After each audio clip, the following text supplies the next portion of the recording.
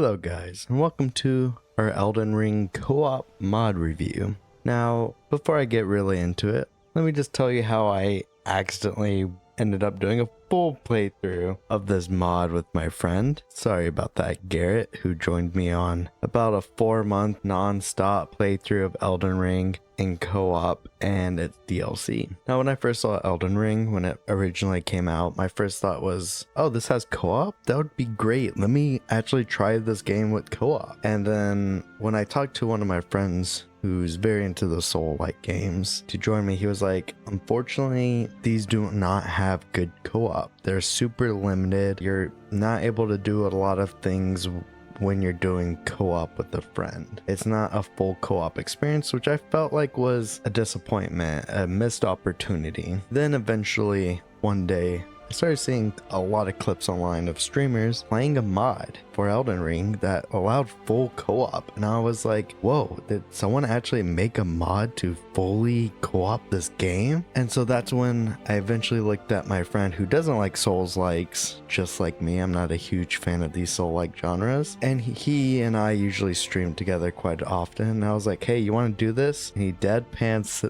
looks at me and says no, unless you buy it for me. And then that's when I took a note in my head, a little note, because he ended up regretting this eventually, as what happens every time on PC, especially Steam, about 4 times a year.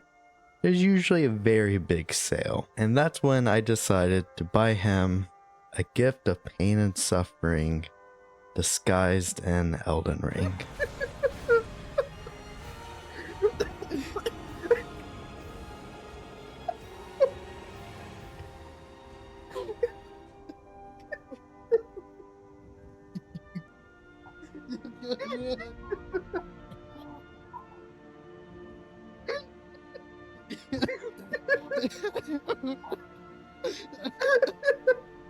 We're losing it. We're losing it.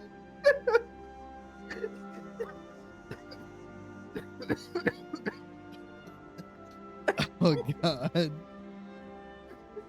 I think we're going crazy.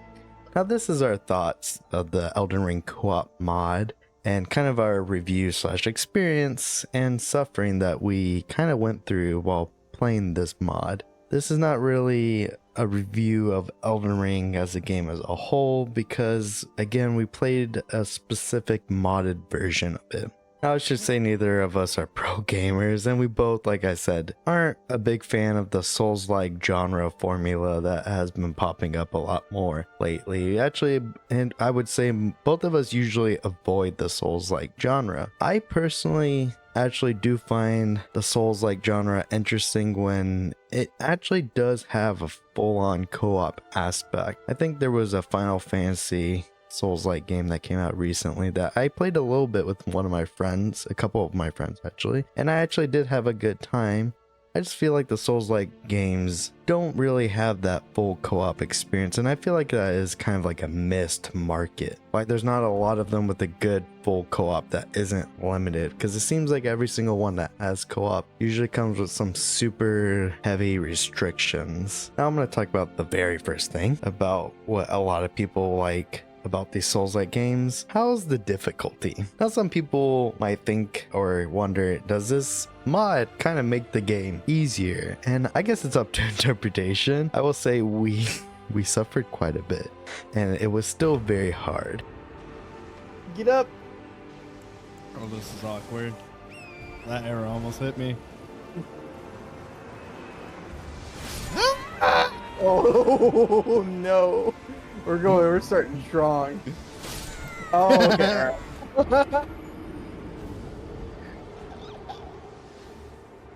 Never mind then. You did great.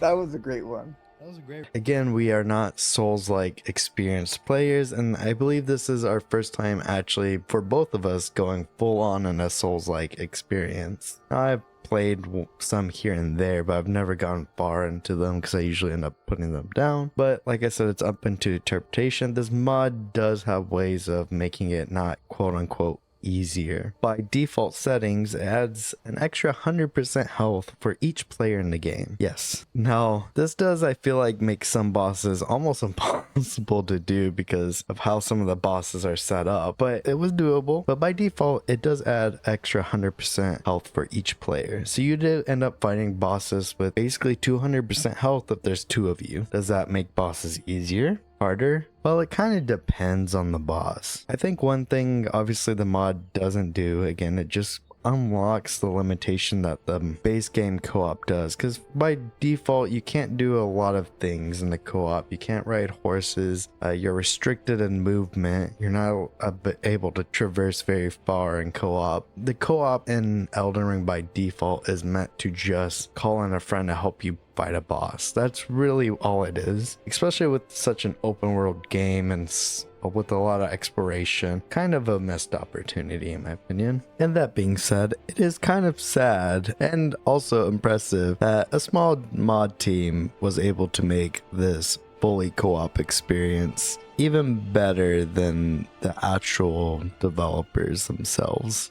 Obviously, with none of the bosses made with co-op in mind, because of that, I wouldn't say it makes it easier by default, but I will say there are a few times where we did fly through quite a few optional bosses, probably easier than we should have. And the main story bosses, I would say, never always gave us issues. There were some optional side bosses that gave us more issues. And the reason I'm saying this is because some of the arenas are pretty small. You end up tripping on each other, which usually makes us both getting hit and killed because we'll run into each other, stop each other, and then that gives the boss more time to actually hit both of us. So that's why I say it kind of depends on the boss. Some bosses, obviously a little easier with the co-op. Some bosses, I would argue, even harder because of the co-op. Though one mechanic the co-op mod, in my personal opinion, added, and I'm putting this in quotation marks because it is in the base game. It's just how the AI works, and because the game isn't fully co-op, it kind of added an extra mechanic, and that's kind of being able to like aggro enemy for your friend. And so this is kind of a useful thing. It's very popular with MMOs and stuff like that. Obviously, basically you can have your friend aggro the boss and enemies, so maybe you can have more time to drink that health potion before you jump right back in or stuff like that. This was kind of nice because my friend went a bit more tanky and I went more glass cannon-y. And so a lot of times I would end up very low health and I would be like, I need to take a health potion, please aggro him, man. And he would do it. Also hear music. Oh, fuck. Oh, fuck. I don't know how. Oh, it's. Oh my god. Okay, alright. So here's what's about to happen. I'm about to run. Okay. That's it. That.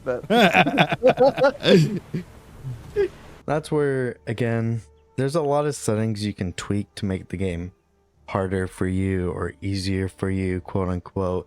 It depends on how you want to play it, which is kind of a nice thing about the mod.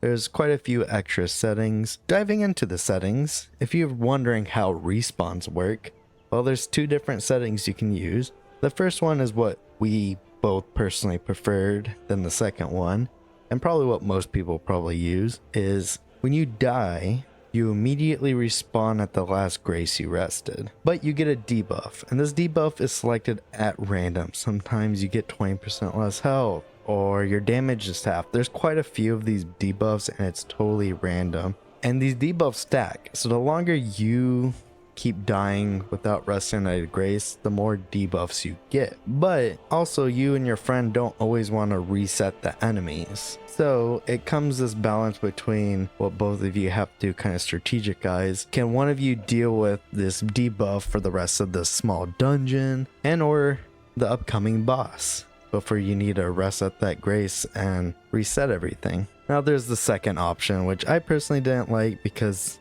it adds some downtime, especially if your friend is pretty far into a dungeon and not near a grace, which is you just go into spectator mode and you have to wait till your friend dies or rests at a grace. And then you respawn then, obviously with no debuffs, but that is the second option. I found that a little bit more tedious because you have to wait and it's just not as fun if you're just sitting there and spectating, which could, in some cases with those dungeons, take several minutes. Now that's pretty much how the mod really adds to the game. It's pretty easy setup. There's a description on Nexus mods that tell you how to do it. You can even password lock your servers so no randoms join, or you can not and have some random people join. And if you're hoping for a bug-free experience though, I will say don't. This is still a mod and there are several bugs still in the game. I wouldn't say there's any game-breaking ones that we had countered, but we did have some that made the game a little annoying at times. I don't know. Oh, Garrett! The fuck happened? There's no elevator there, man. Was I just floating on your screen? Yeah, I didn't realize. A lot of the bugs were fixed by just teleporting to a nearby Grace, and then most of the bugs would be fixed. Though there was one time with a boss fight, which was a little annoying. It was a 2-stage boss fight, and the second stage of the boss fight was in a different area. And for some reason, it didn't take my friend to the second area, and I hosted. So I went to the second area without my friend and had to take on that boss by myself. This happened only on about I think it was one boss. It was one of the final bosses. I want to say it happened one more time, but I could be wrong. Now there is one aspect of the game I do personally actually kind of want to talk about that's not about the mod, and the reason I want to talk about is because it's about the graphics and the art style. Because the game isn't an intensely graphic game, but the art style is very beautiful. It is very pretty. It's just something I want to point out because a lot of the designs of the areas, the buildings, the enemies are really cool and sometimes beautiful and gobsmacked at like how the setting is. So a lot of times me and my friend, when we were playing, we just stop after riding our horses throughout the lands and just look and be like, wow, this is beautiful. And it's just a cool, unique art style to the game that I just kind of wanted to point out. It gives me, and I've always said this, and maybe someone else can describe it best. I always said Elden Ring gave me an oil painting vibe, and that's the only way I could describe, and or the best way I could figure out to describe Elden Ring's art style. The verdict of my reviews: did I have fun? That's what matters at the end of the day, not if the game changed gaming itself or if it's the best game ever. Did we have fun with the game? I think me and my friend, even though we had a few mental breakdowns through the Souls-like genre, we both enjoyed Elden Ring. We both loved it, but we also both agreed we only really liked it because of the co-op mod and because it was fully co-op. We both enjoyed it because there was someone else to experience the suffering with us, and we wouldn't have probably liked it if we played it by ourselves. You know, when they do it, if they do an official co-op game for this, I actually wouldn't mind it because me playing this by myself would make me very upset. But me playing this with you is like, it's the main reason I don't play most From Software games. It's like I get frustrated, and when at least when it's like me and you, it's like, oh, we're like strategizing and we're having, you know, fun at each other failing. Yeah.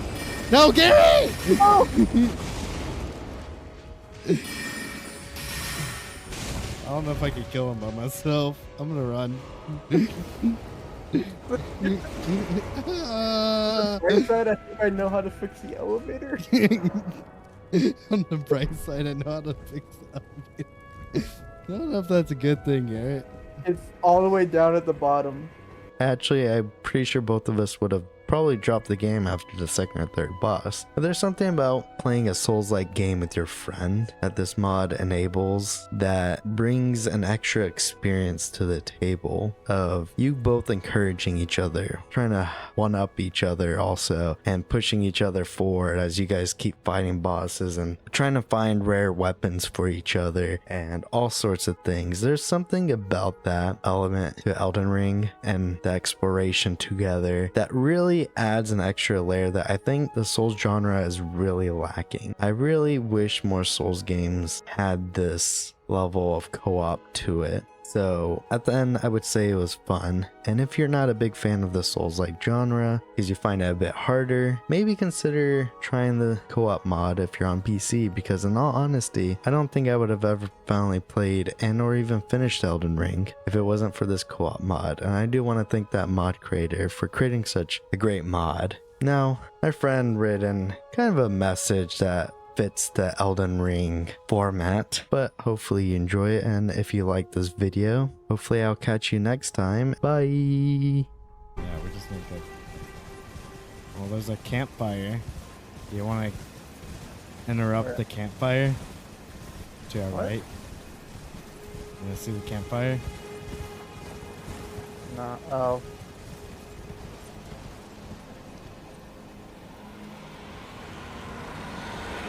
Oh my god!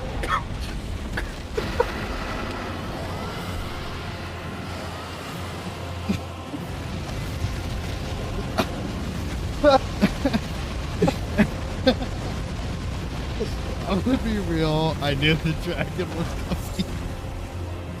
I hate you so much.